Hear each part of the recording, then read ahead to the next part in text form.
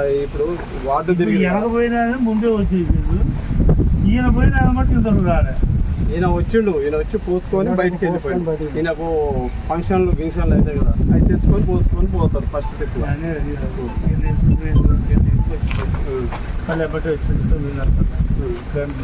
వీళ్ళు పొద్దున పోయినాడు ఇంతవరకు రాలేదా? ఈయన వచ్చింది సార్. ఈయన పోయిరా దగ్గర పట్ల ఉంది కదా మాతో హైదరాబాద్.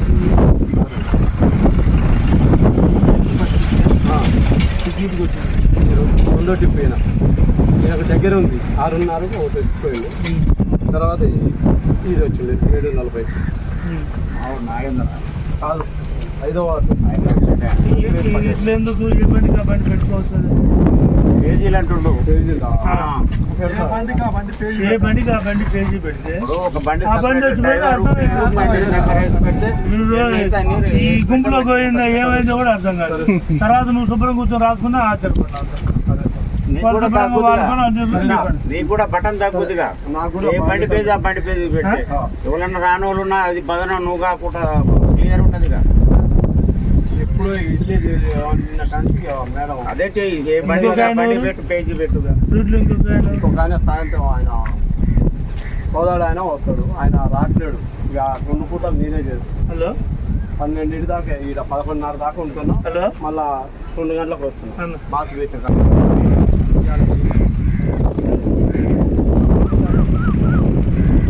నిన్నటిది 3వ తారీఖు ఇదేమో ఇవ్వాలి. రాయలే రాదు ఎట్లా రాదు. ఎన్ని ఒకటి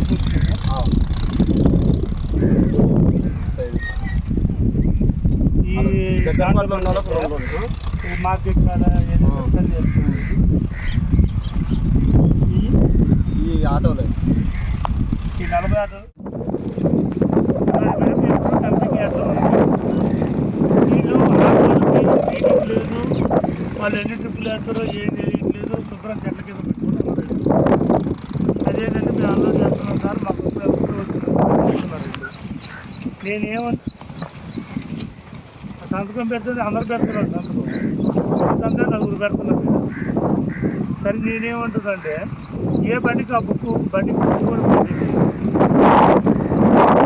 ఇక్కడ కూడా పెట్టండి, డంపింగ్ యార్డ్లో కూడా పెట్టండి. బండికి ఏ బుక్ కాబట్టి రీడింగ్ కంపల్సరీ పెట్టాలి.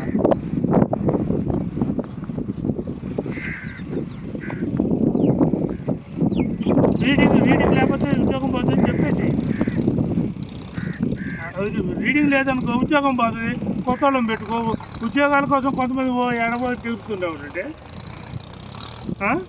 మీరు చెప్పండి. స్ట్రిక్ట్ ఆర్డర్స్ ఇప్పుడు మనం అలవాటు చేసేదాన్ని బట్టి ఉంటుంది. ఏదైనా మనం అలవాటు చేసేదాన్ని బట్టి ఎవరైనా మన అమ్మడి తిరుగుతారు. మనం ఒక రూట్లో అర్థం చేసుకుని అలవాటు చేసాం, అదే రూట్లో ఉంటారు అందరూ. చిన్నది అలవాటు చేయాలి అందరికీ. ఈ నెలలో ఇప్పుడు మేము డంపింగ్ యార్డ్లోనే ఉన్నాం అందరం. మీరు ఇంతవరకు అసలు డంపింగ్ యార్డ్కే రాలేదంటగా. అసలు ఇంతవరకు డంపింగ్ యార్డ్ పుట్టినాకే రాలేదంటగా మీరు. మరి ఎట్లా చెప్పు, నువ్వు డంపింగ్ యార్డ్ మెయింటైన్ చేస్తావు, ఆటోలు మెయింటైన్ చేస్తావు, మరి ఇటుకు వస్తాయా లేవా చెక్ చేసుకోవాలి. ఓకే మేడం, మీరు బాగానే ఉంది. మీకు వచ్చి ఎన్ని సంవత్సరాలు అయింది? 14 years ఎప్పుడన్నా డంపింగ్ యార్డ్ రాలేదని చెప్తుంది కదా ఆయన.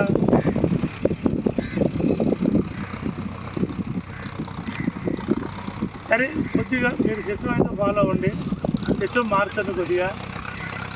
ఇబ్బంది లేకుండా చూడండి, ఎవరికి ఇబ్బంది లేకుండా జనాలకి ఆ మున్సిపాలిటీలో చేత డైరెక్ట్గా ఇక్కడ డంపింగ్ కూర్చుంటుంది. ఆడ పడితే ఆడ పడేయకుండా మీ రీడింగ్ మటుకు కంపల్సరీ మెయింటైన్ చేయండి. రీడింగ్ మెయింటైన్ చేయకపోతే దానికి ఆల్టర్నేటివ్ ఏం చేయాలని ఆలోచించాలి.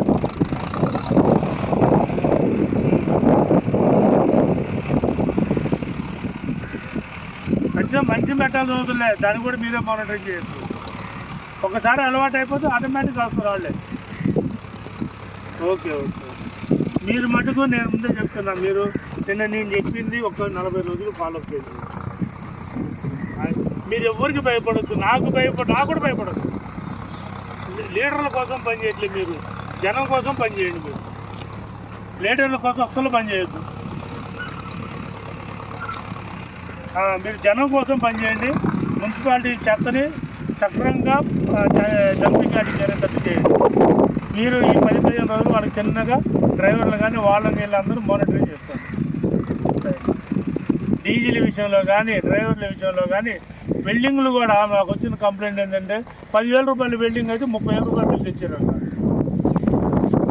సరే అది ఎవరో చూస్తాను, నేను కనిపెడతా. సరే okay right, thank you madam, thank you. 9ంటికి వస్తారు అందరూ, ఎవరు రాకపోయినా నాకు చెప్పు, నేను చూసుకోండి వాళ్ళ సంగతి. ఓకే రైట్, ఓకే చూస్తాను నేను మాట్లాడతా. అసలు మీరు నేనే మాట్లాడతాను, నేను మాట్లాడతాను, డబ్బులు కట్టాలని మాట్లాడతాను. ఇంకా నెల 2 నెలలు దీన్ని ఏం చేయాలి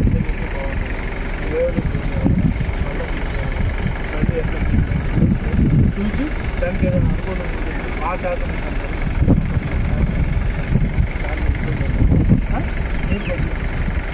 ప్రజలకు కావాలి, నాయకులకు కావాలి, నాయకులకు కావాలి, ప్రజలకు చేయాలి. ఇక్కడ ఒకటే జేసీబీ ఉంది, అదే సరిపోతుంది వాళ్ళకి. ఇప్పుడు 2వ జేసీబీ ఏడుంది మంది, ఎందుకు ఆఫీస్లో ఉండే బదులు ఇక్కడికి పంపిస్తే వీళ్ళు మొత్తం ఇదంతా క్లీన్ చేసిన చెత్త ఓ పక్కన పెడతారు కదా. ఇప్పుడు నేను అనేది ఏంటంటే పని ఏమైనా ఉంటే టౌన్లో ఉంచుకుంటా. ఇప్పుడు అతనికి డ్రైవర్కి శాలరీ ఇస్తున్నావుగా, రోజు ఇస్తున్నావా లేదా? మరి ఆఫీస్లో పెట్టుకుని ఏం చేస్తారు దాన్ని? ఇప్పుడు డ్రైవర్కి శాలరీ ఇస్తున్నాం, బండి బాగుంది, రిపేర్ చేయలేదు, వర్క్ నడుస్తుంది. ఇప్పుడు అదే డంపింగ్ యార్డ్లో పెట్టి ఈ శుభ్రంగా ఈ చెత్త అంతా పక్కకు ముందు ఉన్న చెత్త అంతా రేపు వర్షాకాలం మంచి వర్షం పడుతుంది, ఈ బండ్లు లోపల పోవు, ఈ ఆటోలన్నీ బయట ఆగుతాయి కదా, చెత్తలో చేయరు కదా వాళ్ళు. అదేంటంటే ప్రాబ్లం అందరూ చూపిస్తారు డ్రైవర్లు. ఇమ్మీడియట్లీ యాక్షన్ తీసుకొని ఇది నాకు సాయంత్రం కల్లా క్లియర్ అయిపోయి ఫోటోలు పెట్టాలి. ఆ ఆటో పంపించండి, ఇక్కడ ఉన్న ఆటో 2 ఆటోలు పెట్టి ఈ డంపింగ్ ఇప్పుడు 11ంటికో 12ంటికి ఆటోలు ఎన్నింటికి అయిపోతాయి, 12ంటికి ఆటోలు అయిపోతాయి. 12ంటికి నుంచి 2 జేసీబీలు పెట్టి ఇక్కడి నుంచి మొదలుపెట్టి మొత్తం శుభ్రంగా పైకి లెక్కి పడేసేది. ఇదంతా ఖాళీ అయిపోవాలా, ఇదంతా వీడియో నాకు పెట్టాలి, సాయంత్రం 6ంటికి కూడా పెట్టాలి. ఓకేనా కమిషనర్ గారు? ఎస్ఐని పంపించండి ఇక్కడికి, ఎస్ఐ దగ్గరుండి మొత్తం క్లీన్ చేస్తుందని చెప్పండి. ఆ జేసీబీలోనే ఎక్కించి పంపించండి. ఆయన కారు మోటార్ సైకిల్ వేసుకొస్తారంటే కుదరదని చెప్పండి. ఇప్పుడు మీరు పంపించే జేసీబీలోనే ఆయన జేసీబీలో ఎక్కించి పంపించండి, వచ్చి మొత్తం క్లీన్ చేయమని చెప్పండి. ప్లస్ ఆటోలు కూడా రీడింగ్ కంపల్సరీ. ఒకవేళ రీడింగ్ లేదు అనుకుంటే జీపీఎస్ పెట్టినా నేను ఏం చేయడం అనేది వాళ్ళకి ఒకటి. వాళ్ళ సమస్యలు ఏవి ఉన్నాయంటే వాళ్ళ సమస్యలు కూడా ఒకసారి రాసుకోండి. అవి చైర్మన్ గారు మీరు కూర్చొని మాట్లాడారు, వీళ్ళందరికీ ఏం కావాలా, ఏమి ఇస్తారని హామీ ఇచ్చారు, వాళ్ళు ఏ రకంగా పెట్టుకున్నారో అవన్నీ కూర్చొనిస్తున్నాక వాళ్ళతో చైర్మన్ మీరు కూర్చొని మాట్లాడారు.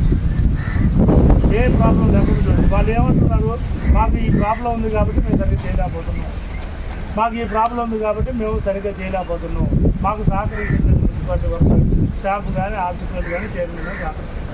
మమ్మల్ని ఉద్యోగాలు పెట్టుకున్నట్టు ఒక రకంగా మాట్లాడారు, పెట్టుకుని సంవత్సరం 2 సంవత్సరాలు ఒక రకంగా మాట్లాడారు. ఇంతవరకు మాకు ఏది నెంబర్ కానీ కార్డు కానీ మాకు ఏం లేదు. మేము యూనిఫామ్ మెయింటైన్ చేయాలన్నా లేకపోతే ఇంకోటి చేయాలన్నా బళ్ళు మంచి చూసుకోవాలని ఏ రకం చూసుకోవాలా, మా ఉద్యోగాలు ఎప్పుడు పోతే మాకే తెలియదు, మేము ఎందుకు పని చేయాలనే టైప్లో ఉన్నారు. ఇది వాస్తవం, వాళ్ళ మనసులో మాట చెప్తున్నారు. వీటన్నిటికీ పరిష్కారం దొరకాలి. సరే వారంలో పెడతారా, 4 రోజులు పెడతారా, 3 రోజులు పెడతారా, మీరు చైర్మన్ గారు ఈ డ్రైవర్లందరూ కలిసి మీకేమి ఇస్తారని ఉద్యోగాలు మీరు ఇచ్చేటప్పుడు నాకు 1,00,000 ఇచ్చారా, 2 లక్షలు ఇచ్చారా, ఇవి కూడా మాట్లాడండి మీరు. ఓకేనా? అంతా క్లారిటీగా ఉండాలి, క్లారిటీగా మాట్లాడండి. ప్రతి ఒక్కరికి లైసెన్సులు ఉన్నాయా? లైసెన్సులు కూడా చెక్ చేసుకుంటే ఒకసారి ఇచ్చారా? ఎంత ఇచ్చింది కూడా చెప్పన్నారు. ఏదో అవకాశం ఇచ్చింది, ఈ అవకాశాన్ని దుర్వినియోగం చేసుకోకుండా సద్వినియోగం చేసుకున్నాను ఆశ. అందుకని ఈరోజు దయచేసి తప్పుగా అనుకోవద్దు, చేయడానికి పోకూడదు. ఇది ప్రక్షాళన చేయాలి.